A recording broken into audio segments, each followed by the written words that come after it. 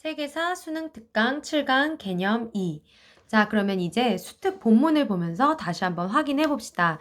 선생님이 아까 얘기한 것처럼 이 에게 문명이 이제 그리스 문명이 모태가 되었고, 그리스 문명이 세계화된 것을 헬레니즘 문화라고 할 수가 있겠죠. 그것이 이제 로마 문화까지 이어지면서 서양 문화의 기반을 이루게 되는 겁니다.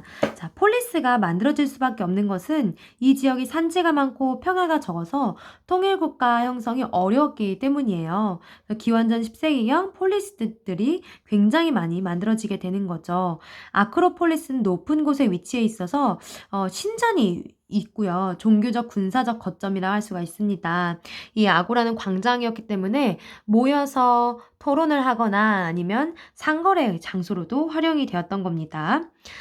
아테네는 원래 귀족정으로 시작을 했었어요. 그래서 귀족들이 모든 정치적 실권을 행사하고 있었는데 이제 평민들이 중장보병으로 활약을 하게 되면서 이렇게 성장을 하게 되는 거죠. 특히 아테네 같은 경우는 이제 배에서 수병으로 평민들이 헌신을 하게 되면서 해군력이 강화가 되게 됩니다. 그래서 정치적 권리를 요구하면서 귀족과 대립하게 되었다라는 거를 기억을 하면 되고요. 밑에 자료 플러스에서 도편 추방제 확인해 봅시다. 자, 도편 추방제는 클레이스테네스의 개혁 중 하나였죠. 이 클레이스테네스는 위에서 보이듯이 아테네 민주정치의 기틀 를 마련을 한 사람인데요. 사료는 어렵지 않습니다. 우선 시민이 8번째 당번 기간 전에 도편 추방 자체를 실시할지 여부를 결정하는 예비 투표를 한대요. 그렇게 하기로 가결이 되면 널판으로 아고라를 두르고 10군데 입구를 남긴대요. 사람들이 그 입구를 통해서 이제 10개 부족별로 들어오는 거죠. 그래서 자신의 도편을 내려놓는데 이 과정은 9명의 아르콘과 이제 집정관과 협의회가 주재를 하는데요. 도편을 6,000표 이상을 받은 사람은 누구나 이 모든 것을 다 열흘 내에 정리하고 10년간 도시를 떠나 있어야 돼요. 물론 재산을 다 박탈당하는 건 아닙니다만 어쨌든 이런 독재자를 방지하기 위한 그런 방법이었죠. 참주의 출현을 막기 위한 방법이었다라는 거. 그 다음 이제 페리클레스 시대로 가면 아테네 민주정치가 전성기에 이르게 되는 겁니다. 스파르타 조금 내려갈게요.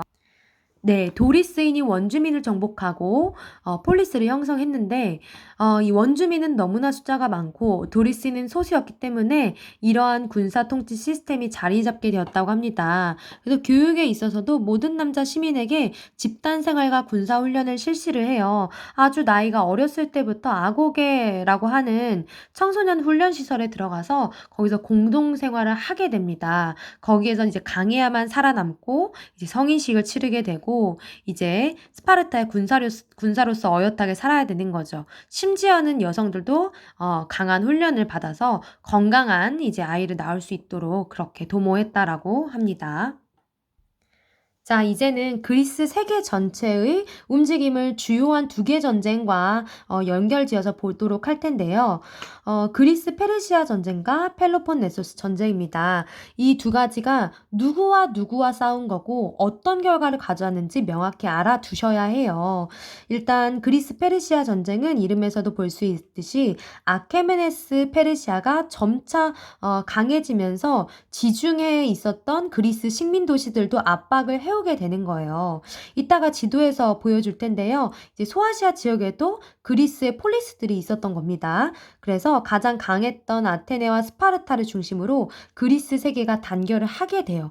꼬마와 거인의 대결이라고도 할 수가 있을 텐데요. 이렇게 똘똘 뭉쳤기 때문에 그리스 세계가 승리를 하게 됩니다. 그 과정에서 유명한 전투가 이제 마라톤 전투, 그리고 아테네의 그 해군력이 빛났던 살라미스 해전이 있습니다.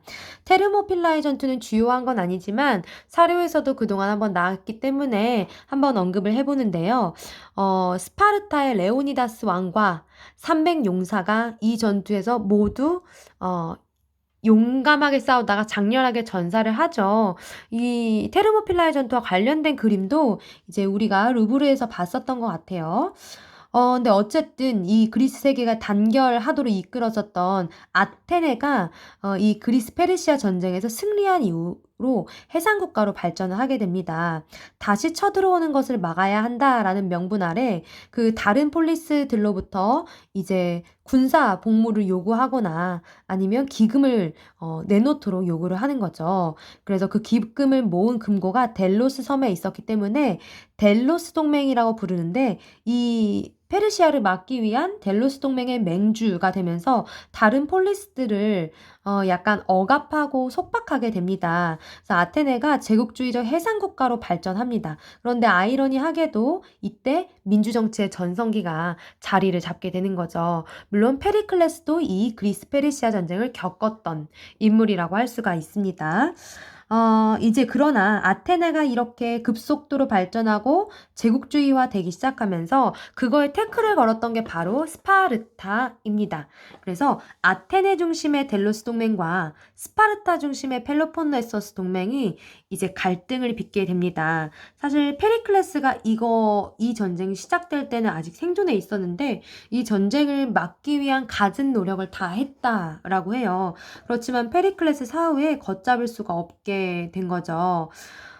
근데 이런 상태에서 결국엔 스파르타가 승리를 하게 됩니다.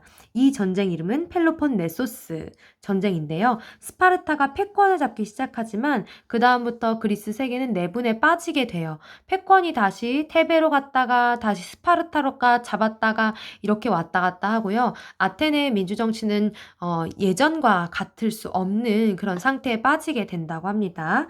그래서 결국에는 그리스 위쪽에서 발생한 마케도니아라고 하는 그리스의 친척이 되는 나라가 있어요. 마케도니아의 필리포스 2세에 의해서 그리스 세계 전체가 정복당하게 됩니다. 이분의 아들이 바로 알렉산드로스 대왕이지요. 요 두 전쟁의 내용 수특에서 확인하고 가겠습니다. 아케메네스 왕조 페르시아가 지중해로 세력을 확대하고 아나톨리아의 그 그리스 식민 도시를 압박을 하게 되는 겁니다. 그러면서 이제 전쟁이 시작이 됐지만 아테네가 그리스 세계를 단결시켜서 승리를 하게 되는 겁니다. 펠로폰네소스 전쟁에서 아테네가 패배할 수밖에 없었던 것은 선생님이 아까 이야기했듯이 페리클레스 사후 아테네가 중우 정치, 어리석은 대중이 이끄는 정치로 전락했기 때문이에요. 그래서 결국에는 펠로폰네소스 동맹이 승리를 하게 되는 거고요. 자료 플러스를 한번 봅시다.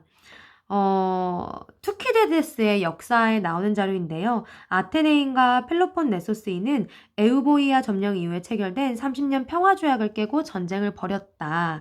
그들이 평화조약을 깬 이유와 관련하여 나는 이미 그들이 내세우는 불만의 원인과 논쟁을 기록하였으므로 누구도 그렇게 큰 전쟁이 왜 그리스인들 사이에서 발발했는지 물을 필요는 없을 것이다.